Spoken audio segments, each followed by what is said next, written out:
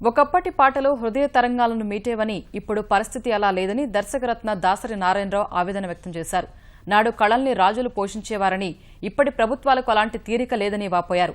హైదరాబాద్ రవీంద్ర భారతిలో యువ కళావాహిని ఆధ్వర్యంలో ఇది మేఘ సందేశమా శీర్షికన దాసరి నారాయణరావుకు స్వరాభిషేకం కార్యక్రమం వీణుల విందు సాగింది. కార్యక్రమంలో గాయని శారద ఆకునూరిని ఘనంగా సత్కరించారు.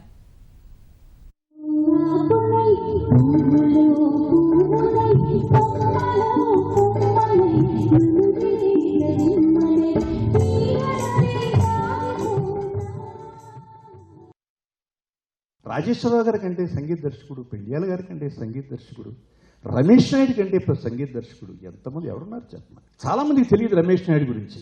ఆల్ ఇండియాలో నెంబర్ 1 ఉన్న లక్ష్మీకాంత్ ప్యారేలాల్ మన తెలుగువాడైన రమేష్ నాయుడు దగ్గర అసిస్టెంట్స్ గా పనిచేశారు. వాటి ఇది చరిత్ర. సంగీతం రాందాన్ ఏమైపోయిందంటే రికార్డింగ్ డాన్సులు పాటలు అయిపోయాయి.